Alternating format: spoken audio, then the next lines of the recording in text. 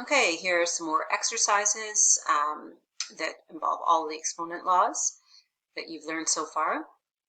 So I'll go through these with you. Let me just check here. So evaluate each of the following without the use of the calculator. Answers must be in fraction form where necessary.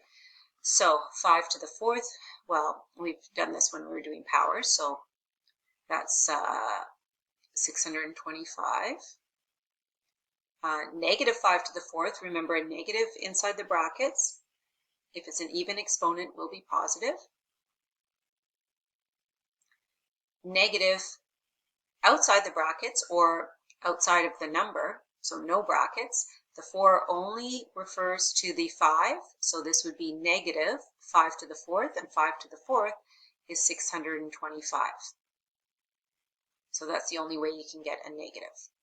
Then 2/3, all in brackets. So 2 to the 5th is 32.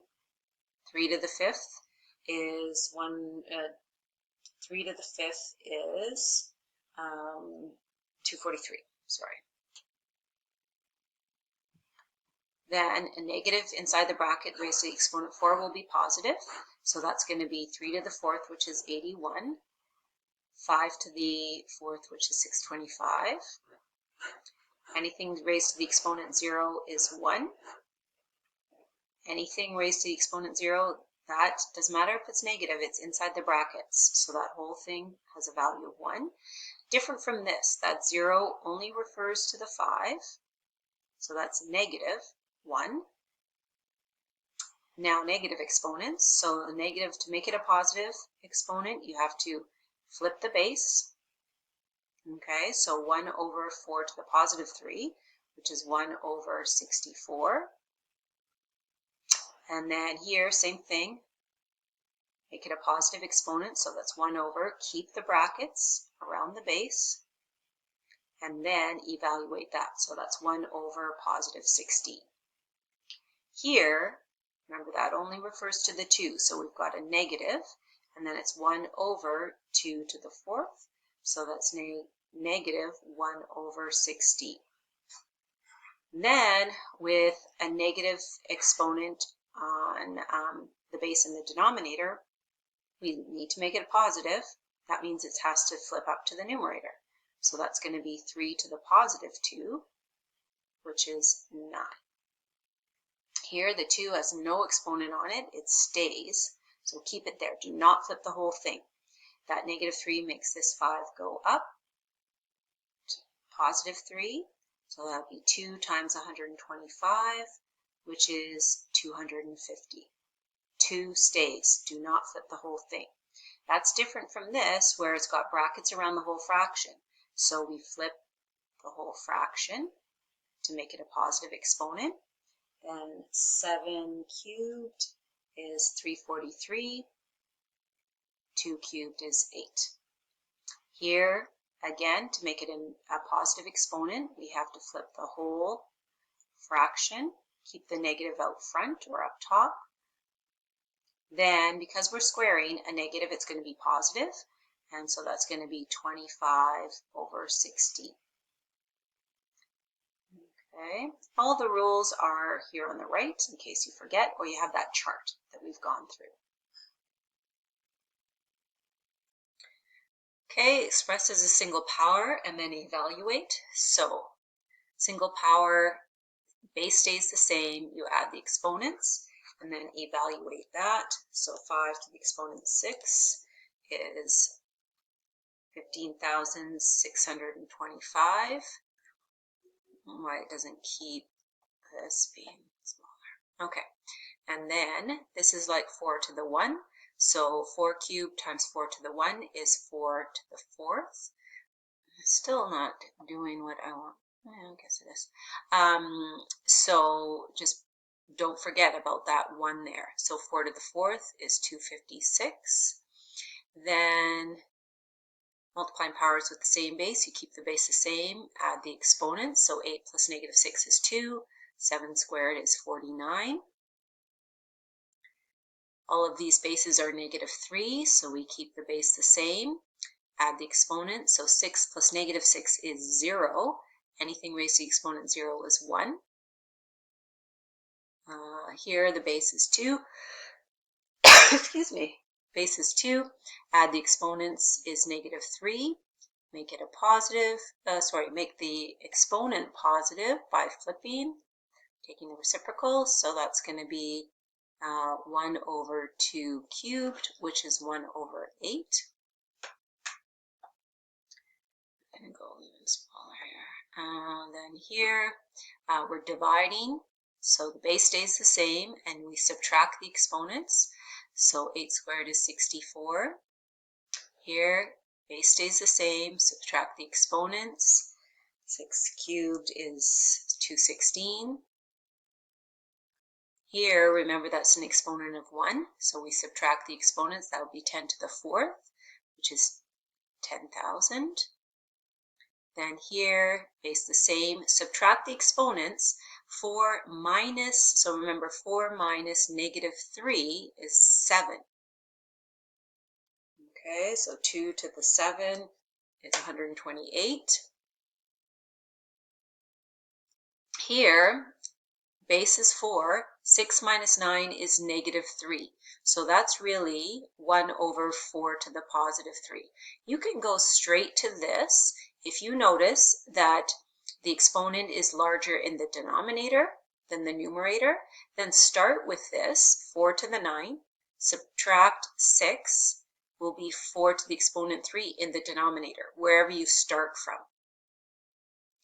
So that's 1 over 64. Okay, then here, because they're all base 3, you can do this all at once. You're multiplying and dividing. So the base of your result will be 3, and then 4 plus 7 is 11, minus 9 is 2, so 3 squared is 9. Here, think about this, all base 10. There's 12 here, there's 14 here, so 12 minus 14 is -2. Or you may have gone 1 over 10 squared right from the beginning, because you'll see here that there's more 10s in the denominator than the numerator. In any case, that is 1 over 100. Power of a power, base stays is 4, 2 times 3 is 6. 4 to the 6 is 4,096. Here, -2 is the base, 4 times 3 is 12, and then because you're raising a negative to an even exponent, it's going to be positive, 4,096. Here, power law, you multiply, well 0 times 6 is 0, so that would be 12 to the 0, which is 1, or you can say, okay, well that's 1 to the 6, which is 1. Okay, either way. Here, I tend to, if the negative is on the inside and a positive exponent on the outside, I tend to use my power of a power law, and then I deal with the negative exponent.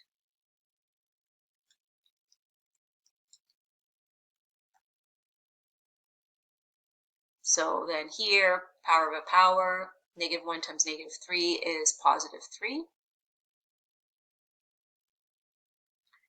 Here, I've got to do this power first before multiplying, order of operations, so exponents before multiplying.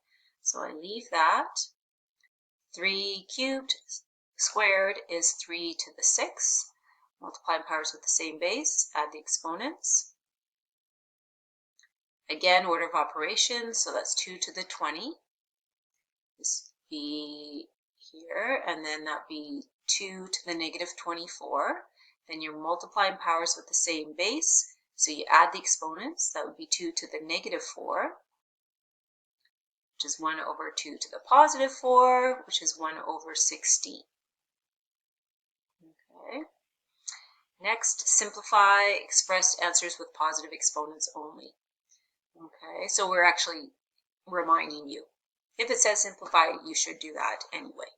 So x to the 16, you're adding. Here you're subtracting the exponents. Here you're adding and then subtracting. Here we've got to do the coefficients, multiply. and then multiplying powers with the same base. So we add the exponents on t. Here, 6 goes into 48 8 times, so -8. And then you're subtracting exponents, so that would be 5 minus -2, which is like adding 2, so d to the 7. Power of a power, you multiply. Power of a product, you apply that to each factor. Here, power of a product, you apply it to each factor. Don't forget about the 3. So you can go straight to 3 to the 4th is 81, s to the 20. Then positive exponent, that's 1 over z to the 5th. Here, to make that a positive exponent, you flip just the g. 8 stays in the numerator. 8 is 8. But g has to go to the denominator to make it positive 3. Same thing here. 9 stays. b to the 5th stays. But to make -2 positive, a has to go to the denominator. Here, 5 is 5. It stays. But to make this positive, it has to go up. Here, both this is negative and this is negative. So the r to the -8 has to flip to the denominator to make it positive, and s to the -3 has to flip to the numerator to make it positive. Okay. Then multiply the coefficients here, so -28. And then I don't deal with this separately. I do my multiplying powers with the same base rule first. So I've got -28, and then I've got a to the -2, and then I deal with the a to the -2. Now, some students will look at -28 and think, oh, I'm just going to put that in the denominator to make it positive. This is a number. It's an integer. It is nothing to do with exponents. So that -28 stays and then becomes a to the +2 in the denominator. Here, 12 goes into 24 twice. And this one, I notice that, so I can do that easily. That's going to be 2. I can show that as 2y to the -7 and then deal with the -7. But because I notice this is bigger than this, then I know that I'm going to have more left over in the denominator. So y to the 10 in the denominator means you have 10 y's, you have 3 y's up here. So you're really going to be left with 7 y's. So I just do it that way. You're done.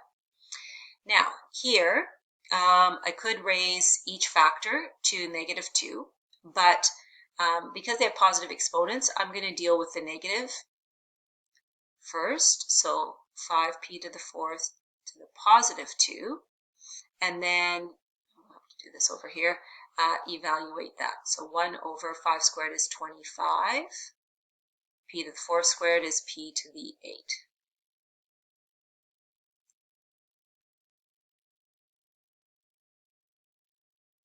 And then square this. That's going to be 16 x squared y to the 6. 3 times 16 is 48. X to the 4th, y to the 6. So I had to deal with this first and then multiply through. Here, notice how I've got coefficients, so multiply through. I've got powers with the same base. They happen to have fraction exponents, and we'll learn more about fraction exponents, but I simply have to add those. So 3 over 2 plus 5 over 2 is 8 over 2, which is 4. Then here, I notice 15 goes into 30 twice. And so I'm going to have a 1a, and then I could subtract the exponents here, but I notice I have a to the 5th here, more down in the denominator. So I know that I can have the 2, has to stay there, but 5 minus -2 is 7.